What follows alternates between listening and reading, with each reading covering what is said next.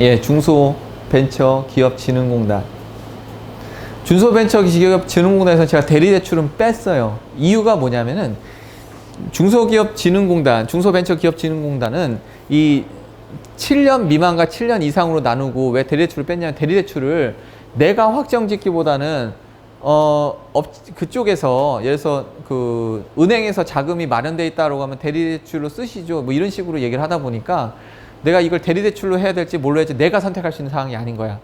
그래서 이거는 7년 미만과 7년 이상 기업들이 할 수 있는 대출을 나누는 게 좋겠다라고 해서 중소벤처기업진흥공단을 이렇게 나눴습니다.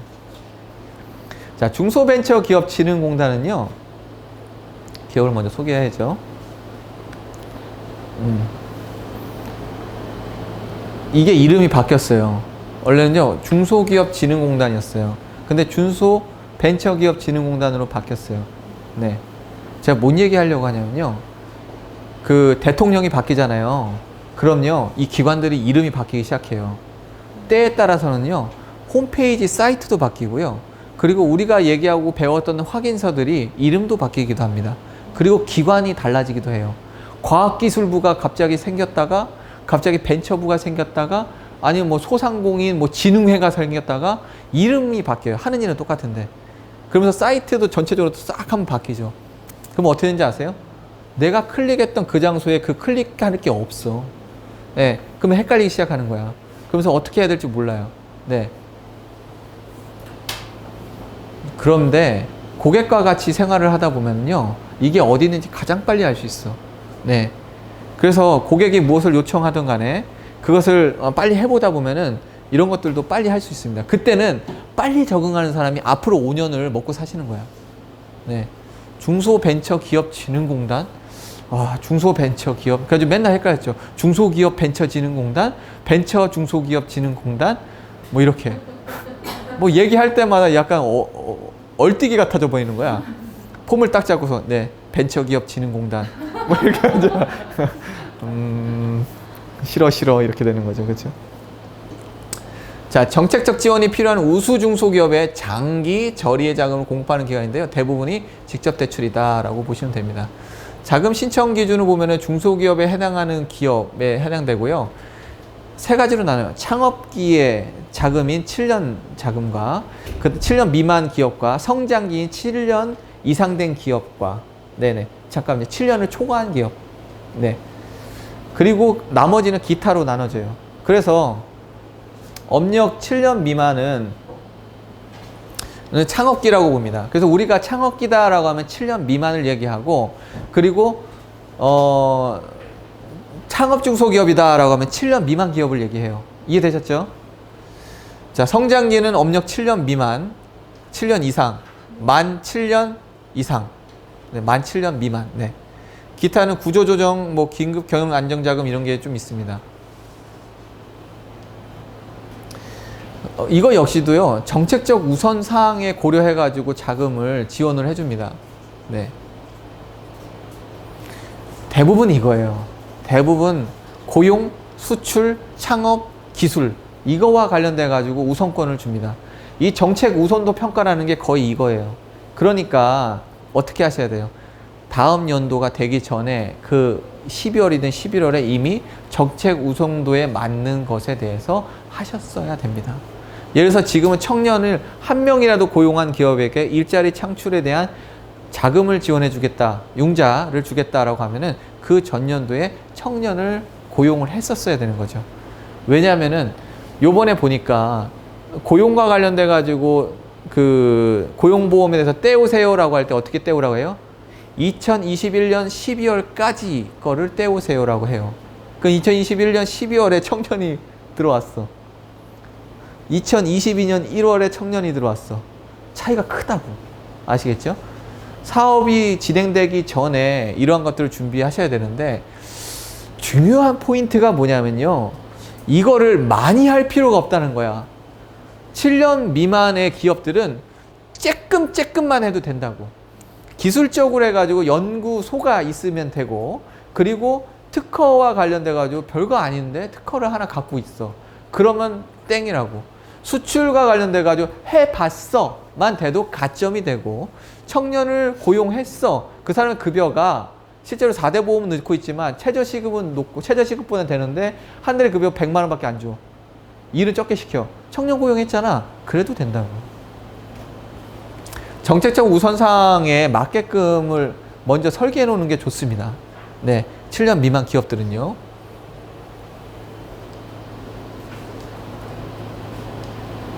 자, 운전자금은 5억 원까지 주는데 5억 원이라는 게 한 방에 5억 원을 주기도 하고요. 또는 이게 합산 5억 원이기 때문에 1억, 2억 뭐 이런 식으로도 주기도 합니다. 보통은 이번 연도에 줬으면 다음 연도에 잘 안 줘요. 네, 보통 1년씩은 건너뛰어서 주고요. 시설 자금은 요게 전년도부터 늘었어요. 60억 원으로. 공장 가격이 높아질 거를 어떻게 알았는지 먼저 60억 원으로 올렸습니다. 원래 30억이었어요. 네, 이건 4년 거치 6년 분할 상환. 4년 거치 이후에 은행으로 갈아타려고 하면 한 방에 갚아야 된다. 아까 그 얘기예요. 네. 자, 토지 매입도 됩니다. 공장 등 매입 경공매 포함해서 경매, 공매도 됩니다. 네. 그런데 해보니까 경매 같은 경우에는 어떻게 하냐면 은행에서 보통 잡고 있는 경우가 많아요. 그래서 잔금도 은행에서 대출을 해주려는 경우가 많아. 그러다 보니까 기간이 너무 짧아. 한 달 안에 잔금을 다 치러야 된대. 그래서 그럴 경우에는 물건을 먼저 보고 중진공에 찾아가가지고 은행에서 대출해주기로 했다라고 얘기를 하면은 때에 따라서 대리대출 형태로 이자를 1.5%를 확정짓는 걸로 해가지고 국가에서 은행을 보존해주는 형태로 해주는 경우가 있어요. 그래서 기간이 보통 한 45일 정도 걸리거든요. 근데 이런 경매나 공매는 한 30일 만에 다 끝나는 경우가 많아요. 네. 근데 30일 중에서 15일 정도는 어떻게 해요? 아니죠. 그 전에 한 15일 정도는 뭐 왔다가 살까 말까 막 이 고민하죠. 그렇죠? 그리고 경매 시작되면은 계약금 딱 넣고 됐어? 될 줄 몰랐는데 이때부터 찾기 시작하는 거죠. 그렇죠? 근데 은행이 다 해준대. 좋아. 그러고 있다가 갑자기 이자가 낮게 해주는 방법이 있다는 사실을 그제서야 아는 거죠. 그렇죠? 그리고 그제서야 막 찾아다니는 거죠. 그래서 간신히 딱 받아서 이제 좋다고 하죠. 그렇죠? 딱 그랬더니 도로가 끊겼네. 아, 농담입니다. 네. 저번에도 막 저기 경매건이 하나 나와가지고 막 난리를 치는 업체가 하는 때가 있었는데, 보니까 준공이 안 난 거야. 굉장히 쌌는데, 토지가 당연히 가격이 오를 거라는 건 당연히 알잖아요. 그쵸? 토지가 있는데, 얘가 건물을 짓는 사람이 시공업체에서 이렇게 짓다가 준공을 했어요. 네. 준공을 안 했어. 왜? 돈을 안 줘가지고. 그럼 어떻게 해야 되냐면은, 이 비용을 줘야 돼. 근데 이 비용이 얼마가 될지 모르잖아. 네. 뭐 여러 가지 청구할 수 있겠죠. 뭐냐면 내가 인허가권, 어떻게 보면 내가 이거 준공을 하려고 하면은 내가 감리라는 내용이라든가 뭐 각종 서류를 내야 되는데 그 서류를 이 시공하는 시공사가 갖고 있는 거야. 그러니까 이거 건물 짓는데 2억인데 그거 주는데 5천만 원 협의하지. 안 사. 이럴 수도 있는 거겠죠. 그거 하나 끝냈더니 어떻게? 뭐 소방과 설비 관련해서 또 인허가 받아야 되는데 소방 설비에서 뭐 이렇게 해야 된대. 갔더니 한 700만 원 달래. 안 해. 또 저희 갔더니 통신과 관련돼 가지고 못 받은 돈이 있대. 그거 해달래. 300만 원 달래. 안 해.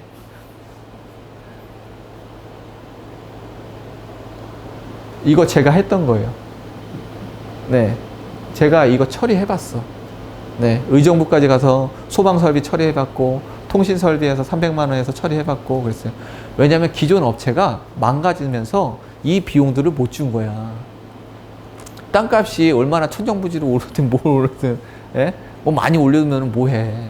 그거를 부시려고 하면 그 사람들이 들어가서 나 죽여 이러고 있으면 어떻게 부셔. 예? 그 지상에 대해서 자기가 권리를 갖고 있는데 안 된단 말이에요. 네. 그래서 그런 문제들을 자꾸 해결을 하려고 해야지 되는 거죠. 쩐이 필요하겠죠. 그렇죠? 네. 해봤더니 힘들더라. 머리 아파. 그러니까. 대출해 주려고 그것까지 다 해준 거야. 아니, 그게 아니라 대표들이 엄한데 경매, 공매 떴다고 그래가지고 싸다고 해서 달려들려고 하는 데들이 있거든요. 그러면 그런 데는 거기에 와가지고 아직 준공도 안 났고 함정이 있죠.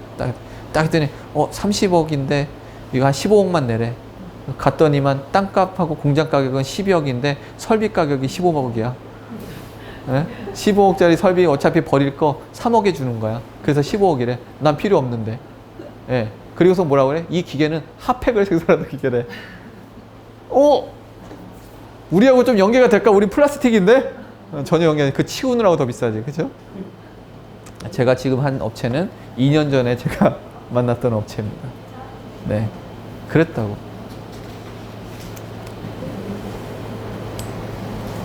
자, 인터넷을 통해서 예약 접수를 합니다. 그리고 계획서 작성을 하고 현장 실사를 합니다. 실제 경영지를 확인하고요. 이후 대출 심사를 해서 대출을 진행을 합니다. 자, 창업기 자금의 이점은요. 정책 목표 중에서요. 한 가지 이상만 하시면 돼. 한 가지 했는데 저 안 됐는데요.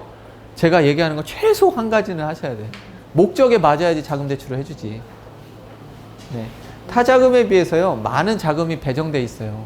네. 그리고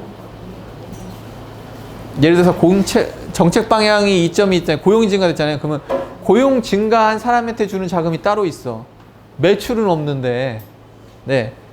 특허 및 기술 있잖아요. 이 기술도 해서 상품 개발하려고 그래. 매출은 없는데 상품 기술에 대한 그런 노력과 그리고 이게 상당히 될 것 같아. 그럼 거기에 대해 자금이 따로 있는 거야. 그래서 자금 대출을 융자 자체를 상당히 조금 더 편하게 잘 해줍니다. 재무제표 비중도 적어요. 자, 창업기 자금에서 유의사항이 있죠.